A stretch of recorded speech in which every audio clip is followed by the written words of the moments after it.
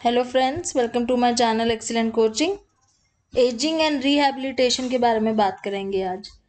Ageing मतलब जो last जो स्टेज है हमारे डेवलपमेंट स्टेजेस में से। जैसे शुरुआत होती है नियोनेटल से। नियोनेटल मतलब न्यूबॉर्न हो गया। देन उसके बाद इन्फेंसी आती है 0 to 2 years तक।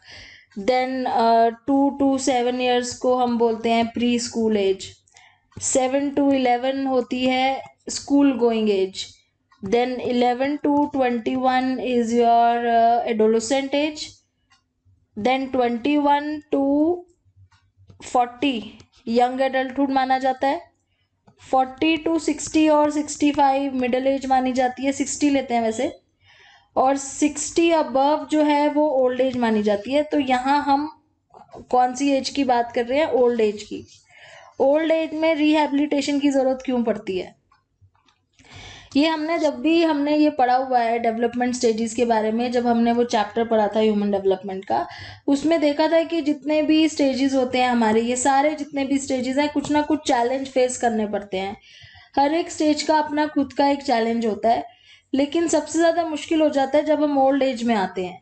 उस टाइम पे जो चैलेंजेस होते हैं वो थोड़े से डिसेबलिंग होते हैं। क्यों? क्योंकि उस टाइम पे इतनी ज़्यादा हमारे अंदर फिजिकल कैपेबिलिटी भी नहीं होती और मेंटल कैपेबिलिटी नहीं होती है कि हम चैलेंजेस को जल्दी से वो कर सकें, फेस कर सकें। तो हर एक पर्सन जो है वो इतना ज़्यादा ओल्ड एज में अपने आप को मेंटेन नहीं कर पाता है। वो लोग कर लेते हैं जिनका लाइफस्टाइल शुरू से ही हेल्दी रहा है और जो रेगुलर एक्सरसाइज करते रहे हैं वो लोग तो कर लेते हैं, उनको फिजिकल प्रॉब्लम्स कम होती हैं बहुत। लेकिन जनरली ज़्यादातर लोग नहीं कर पाते हैं। किस तरह की प्रॉब्लम्स हो जाती हैं एजिंग में? फिजिकल डिसेबिलिटीज़ हो जाती हैं। जैसे हमारी फिजिकल एज जो है, फिजिकल हेल्थ जो है वो डिटीरियोरेट स्टार्ट होना शुरू हो जाती है 40 के बाद ही। और उसमें हमारे मसल्स वीक होना और बॉडी लेस फ्लेक्सिबल होना, ये सब चीज़ें चलती रहती हैं। By the age of 70 bones become brittle and hardened ligaments. फिर फिजिकल डिसेबिलिटी तो होती है, देन सेक्सुअल डिक्लाइन भी आ जाता है। Decline in both fertility and sexual drive in old as. तो फर्टिलिटी जो है वो वुमेन के केस में जैसे मेनोपॉज आता है अराउंड द एज ऑफ 50, तो ये डिक्रीज हो जाती है। एंड मेल्स में ये थोड़ा सा ज़्यादा टाइम तक रहती है, then again it start decreasing. फिर आ जाते हैं स्ट्रेसफुल इवेंट्स। ओल्ड एज में बहुत सारे ऐसे स्ट्रेसफुल इवेंट्स होते हैं जैसे death of a loved one. जब आप ये उस टाइम की बात कर रहे हैं, जैसे जब आप 65 या 55 के अराउंड के बाद की। तो उस टाइम पे कुछ अलग ही स्ट्रेसर्स होते हैं। जैसे अगर आपके पार्टनर की डेथ हो जाती है या the death of spouse is specially worrying given that husband and wife are set to form a close bond in old age. क्योंकि ओल्ड एज में उनका जो बॉन्ड है दोनों का ज़्यादा स्ट्रांग हो जाता है, तो उस टाइम पे ज़्यादा बुरा लगता है अगर एक पार्टनर जो है वो चला जाए। The bond of spouses also include companionship, क्योंकि यहाँ पे एक दूसरे को कंपनी भी देने की ज़रूरत पड़ती है, क्योंकि दोनों रिटायर हो चुके होते हैं उस टाइम पे। और जो बच्चे होते हैं वो अपना करियर लॉन्च कर चुके होते हैं, वो अपना करियर की वजह से घर से बाहर भी ज़्यादातर रहते हैं, तो एक दूसरे को कंपेनियनशिप देते हैं, इसलिए बॉन्डिंग ज़्यादा हो जाती है। फिर कॉग्निटिव डिक्लाइन आता है, बॉडी पार्ट्स या ब्रेन के फंक्शंस में डिक्लाइन होना शुरू हो जाता है। And then magnetic resonance imaging का यूज़ करते हैं ये देखने के लिए कि जो ओल्ड एज में ब्रेन टिश्यूज़ होते हैं ना, उनका भी लॉस होता है। तो जो ऐसे पार्टिसिपेंट्स होते देखे हैं इन्होंने जो 59 to 85 ईयर्स के बीच में, उनके जो ब्रेन टिश्यूज़ हैं वो लॉस होना शुरू हो चुके होते हैं। The study analyse the brain participants over 4 year. 4 साल तक इनकी स्टडी करी गई थी। The researchers found that over the 4 year period participant lost tissue at the average rate of 5.4% per year। मतलब हर साल उनके ब्रेन टिश्यूज में 5.4% का लॉस होता है। ये चीज़ इनको मिली थी इस स्टडी से। और ओल्ड एज में मेमोरी की एबिलिटी भी बहुत रिड्यूस हो जाती है। हमारी परसेप्चुअल स्पीड, चीज़ों को समझने की स्पीड, रिएक्शन टाइम, ये सारी चीज़ें कम हो जाती हैं। रिकॉल नहीं कर पाते हैं जल्दी से चीज़ों को, पहचान नहीं पाते हैं चीज़ों को। अच्छा, इंटेलिजेंस के केस में क्या होता है? फ्लूइड इंटेलिजेंस तो डिक्रीज हो जाती है, लेकिन क्रिस्टलाइज इंटेलिजेंस जो है वो ज़्यादा चेंज नहीं होती। फ्लूइड इंटेलिजेंस क्या होती है, जैसे क्रिएटिविटी से रिलेटेड हो गई या प्रैक्टिकली कोई काम करने से रिलेटेड इंटेलिजेंस हो गई। क्रिस्टलाइज मतलब जो ऑलरेडी आपके माइंड में चीज़ें सेव्ड हैं, जो फैक्ट्स हैं जो आप ऑलरेडी लर्न कर चुके हो, जो चीज़ें आपने कॉन्सेप्ट ऑलरेडी समझे हुए हैं, रटे हुए हैं, आपके दिमाग में बैठे हुए हैं, वो क्रिस्टलाइज है, वो तो ठीक रहती है। लेकिन फ्लूइड इंटेलिजेंस कम हो जाती है, जिसमें हम क्रिस्टलाइज को यूज करके day to day problem solve करते हैं, उसको फ्लूइड इंटेलिजेंस बोलते हैं। कॉग्निटिव इम्पेयरमेंट होती है, जैसे डिसऑर्डर्स जैसे कि dementia.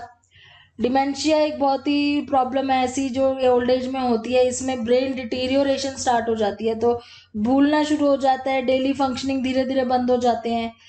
Senile dementia refers to dementia that begins after the age of 65। Dementia occurs almost because of Alzheimer's disease. तो एल्जाइमर्स डिसीज जिनको होता है उनको डिमेंशिया होने के चांसेस बहुत ज़्यादा होते हैं, और भी डिसीजेस की वजह से हो सकता है, जैसे पार्किंसन की वजह से, हंटिंसन डिसीज है। और इसमें प्रॉब्लम क्या होती है डिमेंशिया में? डिमेंशिया में memory impairing, poor judgment, language problem, confusion and distress, loss of ability to perform familiar task. तो इसमें ये देखा गया है जितने भी लोगों को डिमेंशिया है उसमें से ऑलमोस्ट 50% लोगों को ना इसके साथ में डिप्रेशन भी है, एंग्जाइटी भी है, डिसऑर्डर थिंकिंग भी है, पैरानॉइड रिएक्शन भी होता है। तो इसके साथ ये सारी प्रॉब्लम भी होना शुरू हो जाती है। फिर सोशल डिसेबिलिटी क्या होती है इस एज के साथ पर्टिकुलरली, क्योंकि रिटायरमेंट हो जाती है तो इतना ज़्यादा सोशल नहीं होते हैं, वो जॉब में जाते नहीं है, घर पे इतना सोशल नहीं होते हैं, तो ऑब्वियसली उनकी जो एक तो सोर्स ऑफ इनकम खत्म हो चुकी होती है ऑलमोस्ट। अगर if they are not on pension तो सोर्स ऑफ इनकम ख़त्म हो जाती है। और इसमें क्या होता है कि फाइनेंशियल सिक्योरिटी उनकी कम हो जाती है बहुत ज़्यादा, अपने बच्चों के ऊपर डिपेंड हो जाते हैं फाइनेंशियली, उनकी केयर करने के लिए दूसरों पर डिपेंडेंट हो जाते हैं। तो ये जो एक्सेसिव डिपेंडेबिलिटी हो जाती है ना, ये भी उनको डिसेबल कर देती है एक तरीके से, और सोशल सपोर्ट अगर ना अवेलेबल हो तो बहुत ही मुश्किल हो जाता है। Still, other consider the elderly as a burden and alternative is institutional living in old age home. अब इस केस में क्या है, जैसे जिनको बहुत ज़्यादा ये पीरियड बहुत ज़्यादा मुश्किल हो जाता है जिनके लिए, उनके लिए कुछ इस तरह की चीज़ें हैं, जैसे ओल्ड एज होम होते हैं, वहाँ पे वो उनका ध्यान भी रखा जाता है, उनके साथ दूसरे लोग भी होते हैं उनकी एज के, तो सोशल सपोर्ट भी रहता है, वो फैमिली की तरह रहते हैं एक दूसरे के साथ, हेल्प करते हैं एक दूसरे की, उनको प्रॉपर टाइमली फूड और सब कुछ मिलता है, उनकी केयर की जाती है। तो एक तरीके से वो उन लोगों के लिए ओल्ड एज होम बहुत ही बेटर ऑप्शन है, जिनको घर में इस तरह की चीज़ें मतलब घर में उनका जिनका केयर नहीं हो पाता है या जिनके लिए घर में कोई सपोर्ट नहीं है। Now rehabilitation. अब इस केस में रिहैबिलिटेशन में हम क्या कर सकते हैं, बिकॉज ये जितनी प्रॉब्लम हमने देखी है ये बहुत स्ट्रेसफुल प्रॉब्लम्स हैं, और रिहैबिलिटेशन वर्कर का काम ही यही होता है कि हम किसी तरीके से वो स्ट्रेस को दूर कर सकें। तो इसमें पहले तो हमें असेसमेंट करनी होती है, फिर करनी होती है इंटरवेंशन। असेसमेंट में क्या करते हैं? असेसमेंट में हम ये देखते हैं कि अगर कोई एल्डरली पर्सन है जो अपना डे टू डे काम नहीं कर पा रहा है, तो उसको हम पहले साइकोलॉजिस्ट के पास भेजते हैं। साइकोलॉजिस्ट क्या करेगा? The psychologist before making therapeutic intervention, psychologist needs to know the nature of the problem. तो किस तरह की प्रॉब्लम है उसको, मतलब में डिप्रेशन है या कोई और प्रॉब्लम है, तो उसके अकॉर्डिंग वो थेराप्यूटिक इंटरवेंशन सजेस्ट करेगा। तो जो फिजिकली डिसेबल होते हैं ना लोग, उनके अंदर जैसे 59% लोगों में मिला है कि डिप्रेशन जैसी प्रॉब्लम होती है। Symptoms of depression must be carefully observed and an assessment of nature of depression should be made. This is especially important because physicians often can't detect depression in old age. अब old age में depression को detect करना बहुत ज़्यादा मुश्किल हो जाता है, इसलिए बहुत ज़रूरी है कि सिम्टम्स को नोट किया जाए और असेसमेंट ठीक से की जाए डिप्रेशन की। Secondly, psychologist also need to know the environmental factor. Environmental factor जैसे कि फिजिकली डिसेबल है इसलिए डिप्रेशन है, या एनवायरमेंट में मतलब घर में कोई कुछ ऐसा माहौल है जिसकी वजह से वो डिप्रेशन में है, जैसे कि अगर हो सकता है पार्टनर की डेथ हो गई हो, या उसके रिलेशन में किसी केयर गिवर के साथ कुछ हो गया हो, या फैमिली मेम्बर्स के साथ नहीं बनती हो, ये सब चीज़ें भी हो सकती है। इंसोम्निया भी हो सकता है, रात को नींद ना आना, स्लीप डिस्टर्बेंसेस जो कि बहुत फ्रीक्वेंट होते हैं ओल्ड एज में। तो ये सब चीज़ें चेक करनी बहुत, असेसमेंट प्रॉपरली करनी बहुत ज़रूरी है। फिर आते हैं इंटरवेंशंस। इंटरवेंशन में कुछ थेरेपीज आ जाती है जो इनकी जो भी असेसमेंट करने के बाद पता चलता है कि जो भी इनको प्रॉब्लम है, तो उनके बाद इनकी ट्रीटमेंट शुरू करी जाती है, साइकोलॉजिकल ट्रीटमेंट शुरू कर देते हैं। और गैड्स एंड कोलीग ये कहते हैं कि अगर ओल्डर एज में ट्रीटमेंट करनी है तो उसके लिए सीबीटी होनी चाहिए। अगर स्लीप डिसऑर्डर है तो उसमें कॉग्निटिव ट्रीटमेंट्स बहुत इफेक्टिव होती हैं। इवन क्लिनिकल डिप्रेशन है तो भी कॉग्निटिव ट्रीटमेंट्स बहुत इफेक्टिव होती हैं।